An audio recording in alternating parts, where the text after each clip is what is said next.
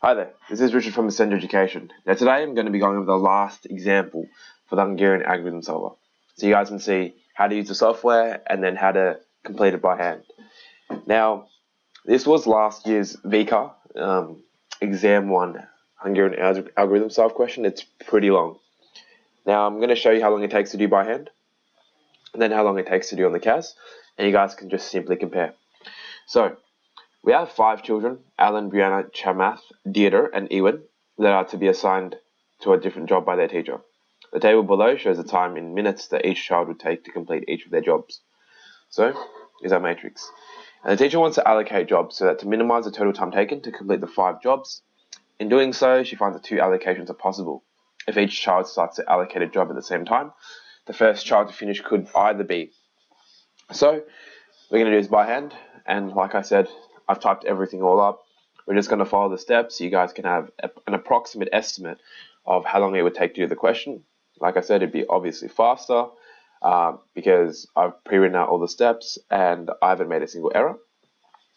And then I'm going to show you how to do it in the CAS. So let's make a start. Now, our first step is to express the matrix as a table. So we're going to 5, 8, 5, 8, 7, 5, 7, 6, 7, 4, 9, 5, 7, 5, 9, 7, 7, 9, 8, 5, 4, 4, 4, 4, 3. Now what we want to do is we want to subtract the minimum element of that row. So in our first row, our minimum is 5, so it becomes 0, 3, 0, 3, 2.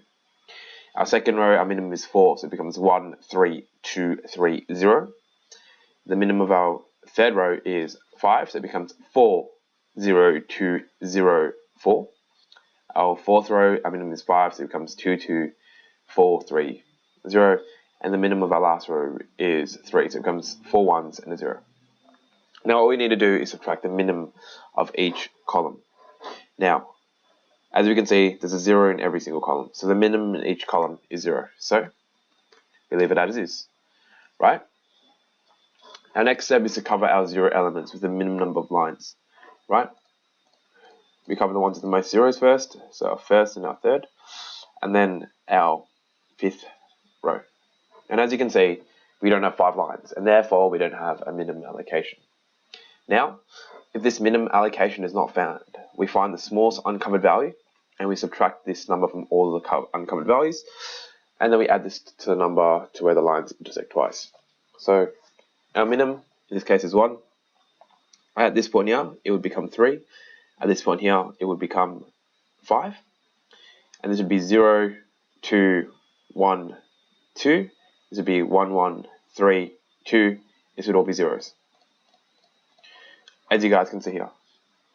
Okay? Now our next step is to cover 0 elements with the minimum number of lines. As the number of lines matches the number of rows, we have a possible allocation. So as you can see, we cover the row with the most zeros first, so row 5. Then we cover the first column, the first row, the middle row, and the last column. And what we need to do now is construct a bipartite graph. So job 1 on our left can be only done by person A and person C.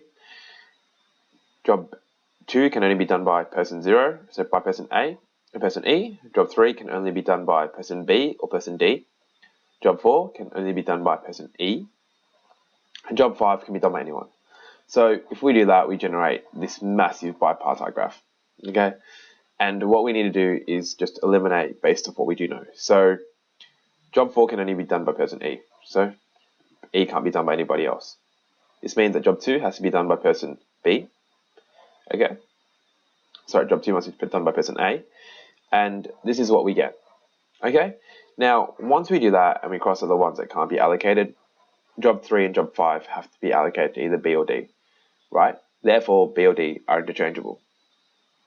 Now, in this question, the first child to finish could either be A, B, C, D, or E. The answer is B and D.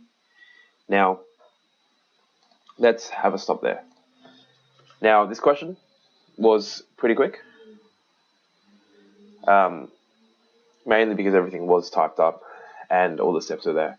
So, assuming you make no orthographical errors or head calculations, then you'd get to the answer in about 3 minutes. Now, what if there was a faster way to do this question? And that faster way is using the piece of software that I wrote. Now, back to this Hungarian algorithm again, right? What we can construct is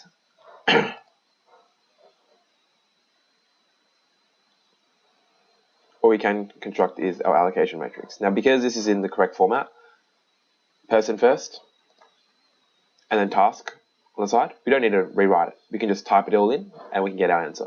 So let's do this really quickly. So 5, 5, 9, 7, 4.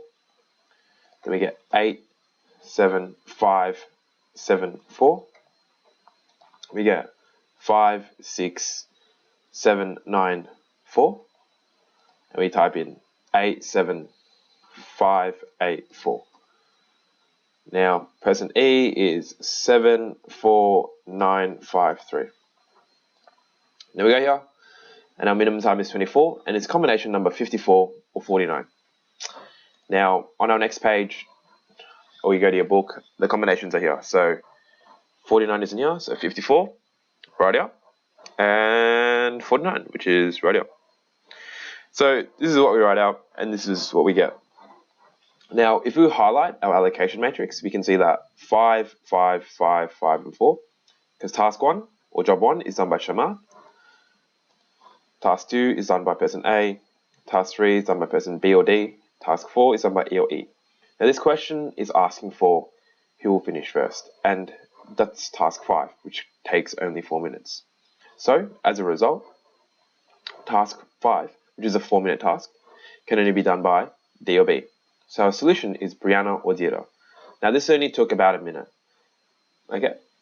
And obviously, this is much faster than doing it the conventional method, as you guys would have seen me doing. Now, this is much faster. It's a lot easier to learn. And you guys already knew who could swap, because everything else, task 1, task 2, task 3, task 4, tasks 1, 2, and 4 were exactly the same. So it was either B or D or D or B. And that was the only answer you could get. Okay? Now, if you do have any questions, feel free to send me an email at richard@ascendeducation.com.au.